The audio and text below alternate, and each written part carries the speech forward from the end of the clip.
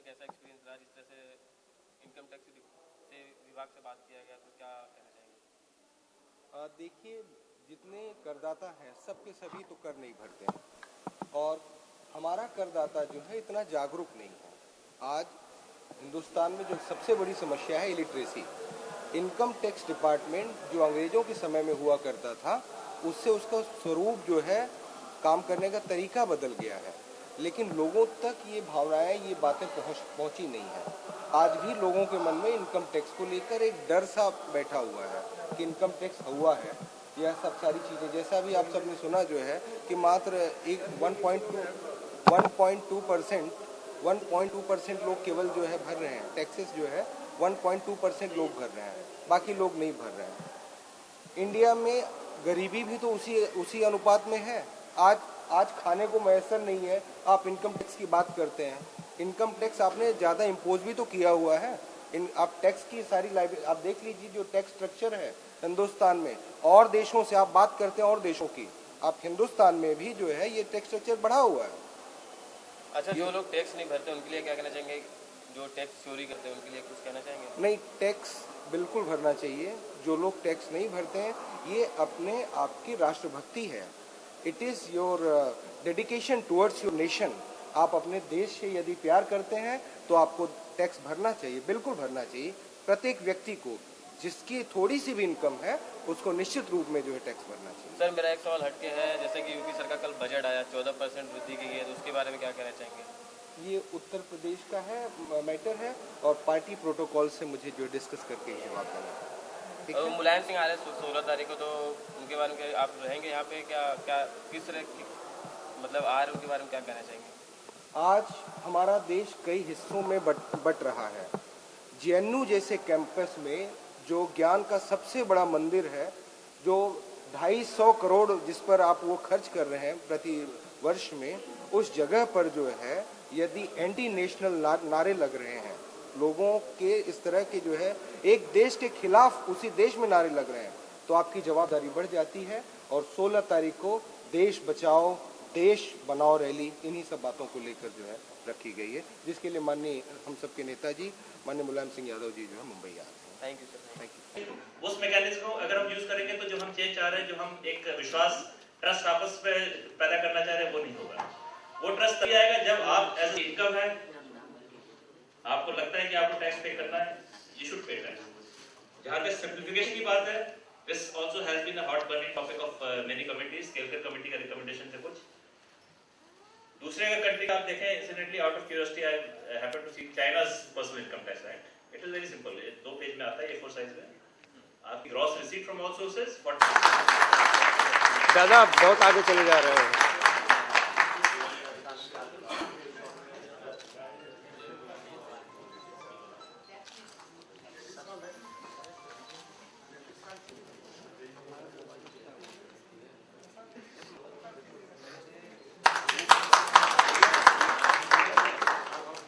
Madam for your presence here. Entertainment से field से belong करते, फिर भी आज का किस तरह का आपका अनुभव रहा? सबसे पहले तो मैं बता दूं कि देवेंद्र जी हमारे फैमिली फ्रेंड हैं और इनकम टैक्स में, तो इन्होंने मुझे बुलाया तो डेफिनेटली मुझे आना ही था। लेकिन ये एक बहुत ही डिफरेंट फील्ड है। जैसे आपने कहा, हम तो रोज़ कैमरे के आगे होते हैं और जो डायलॉग्स हमें दे दिए जाते हैं हम वही बोलते हैं।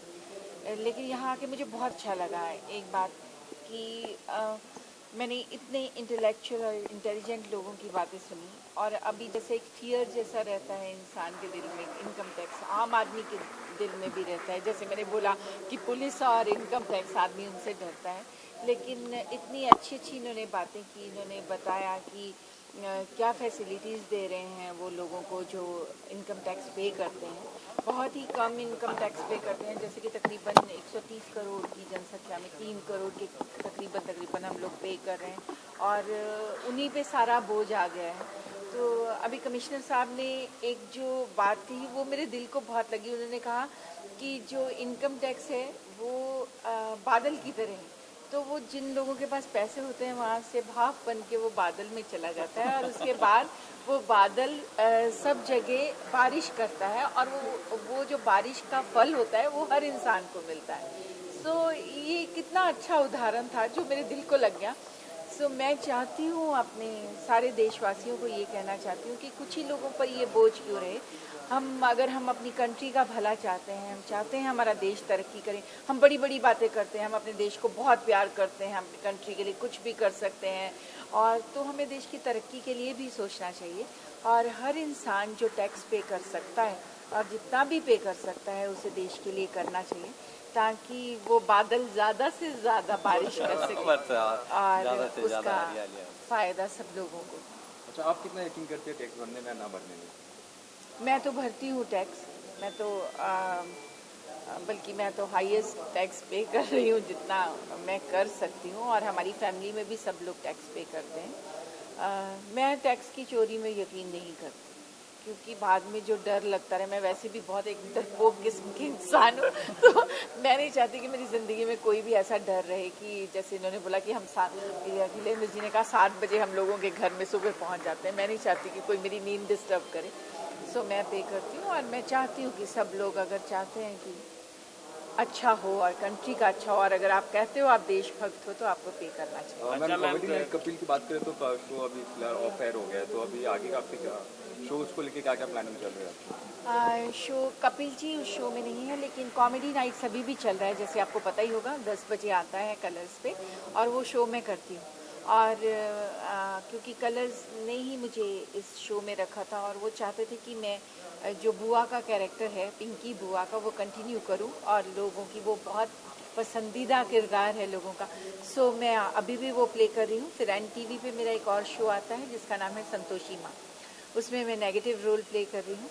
बाकी कुछ फिल्म्स हैं, स्टेज शोज हैं, सो मैं तकरीबन रोज शूटिंग करती हूँ। कपिल सर ने मैंने कहा था कि मतलब कलर सर ने बहुत गलत किया उनके साथ, उनका शो ऑफ एयर करके, आपकी क्या राय है उसमें? देखिए, कुछ चीज़ें ऐसी होती हैं कि जो हम लोगों को पता नहीं होती, कहाँ पे क्या प्रॉब्लम्स आई हैं, कहाँ कलर्स की तरफ से क्या कहा गया, और कपिल ने वहाँ पे क्या उनको प्रॉब्लम आई है, मैं इसके बारे में कह नहीं सकती, क्योंकि वो एक इंडिविजुअल डिसीज़न है उन लोगों का, कपिल जी का, कि उनको वो शो करना है या नहीं, और हर एक्टर खुद डिसाइड करता है उसको वो शो करना है। तो मैं इसमें कहने वाली कोई होती भी नहीं कि उनको करना चाहिए था या नहीं करना चाहिए था, या कलर्स में क्या ऐसी प्रॉब्लम्स थी इस शो को लेके। सो मुझे नहीं लगता कि मुझे इस बारे में कोई बात कहनी चाहिए जिसके बारे में मैं जानती हूँ। अच्छा मैम, जो टैक्स चोरी करते हैं उन्हें अपने अंदाज में कुछ डांट सुनाएंगे, फटकार लगाएंगे? जो टैक्स चोरी करते हैं अपने अंदाज में, आपका जो स्टाइल जब मैं यहाँ आ रही थी तो मेरे घर के मेंबर्स ने कहा कि वहाँ पे तुम मत बोलना कि आई एम 22 ईयर ओल्ड और सेक्सी, क्योंकि ये मैं बिल्कुल डिफरेंट माहौल में आई हूँ। सो मैंने अपने अंदाज में ही कहा है जो उपासना सिंह कहना चाहती है, तो प्लीज़ टैक्स दीजिए अगर आप दे सकते हैं तो। और मैं चाहती हूँ कि बहुत सारे लोगों को टैक्स ना भी देना पड़े, जैसे हमारे किसान हैं, जैसे हम रोज़ देख रहे हैं कि न्यूज़पेपर पे आ रहा है कि किसान आत्महत्या करते हैं। मेरे को एक बहुत टची वो लगा कि बैल, आपने भी देखी होगी वो फोटोग्राफ, कि बैल अपने मालिक को कह रहे हैं, वो गले में फांसी लगा रहा है कि प्लीज़ तुम फांसी मत लो, हम और मेहनत करेंगे और हम तुम प्लीज़ ऐसा कदम मत उठाओ। तो वो बहुत टची था और उस पेंटिंग को अवार्ड भी मिला है। तो मैं चाहती हूँ कि किसानों के लिए, और जो लोग हमें खाना खिलाते हैं और हमारी कंट्री के सब लोगों का पेट भरते हैं, उन लोगों को ऐसे टैक्स से निजात होनी चाहिए, और जैसा दिया भी गया है। और बहुत सारी ऐसी चीज़ें हैं जिन पे टैक्स नहीं होना चाहिए, लेकिन जो लोग पे कर सकते हैं, जो बड़े जैसे कि टैक्स होना चाहिए आम आदमी के लिए। जैसे अभी टैक्स का तो अभी आने ही वाला है कि अब बजट आने वाला है। मैं चाहती हूँ जो खाने पीने की चीज़ें हैं, जो आम रोज़मर्रा की चीज़ें हैं, अभी दूध के बगैर काम नहीं चल सकता, दाल के बगैर, सब्जियों के बगैर काम नहीं चलता, उन पे ये सब चीज़ें ना हो। लेकिन हाँ, आप गाड़ियों पे ज़्यादा टैक्स बढ़ा दीजिए, ज्वेलरी पे ज़्यादा टैक्स बढ़ा दीजिए, फ़्लाइट के किराए पे, जो कि जो रिच लोग या अमीर लोग जो अफोर्ड कर सकते हैं वो दें। लेकिन जो लोग पहले ही गरीब हैं, जिनके घर में खाने को नहीं है, गैस पे आप टैक्स लगा देंगे उस पर, वो प्लीज़ मत कीजिए, तभी हमारे लिए अच्छा रहेगा। Thank you so much. Thank you. 2014 में मैं यूपीको का चेयरमैन था, कैबिनेट मिनिस्टर का मेरे, तो जब मैं यूपीको का चेयरमैन था तो मैंने एक कमेटी, इनकम टैक्स की एक कमेटी थी लखनऊ में, मैंने उनको एक एक ही सजेशन दिया था कि आप जैसे आज के डेट में आप लोगों ने देखा होगा कि कचहरियों में कितने मुकदमे पेंडिंग हैं, लेकिन आज सारे मुकदमे ख़त्म होते जा रहे हैं। क्यों? क्योंकि डीएम, एसपी और जो भी अधिकारी हैं, यहाँ तक कि जजेज, वो सब लोग हर सैटरडे को या किसी एक दिन वीक में एक कैंप लगाते हैं और सबकी समस्या सुनते हैं, तुरंत उसका निस्तारण करते हैं।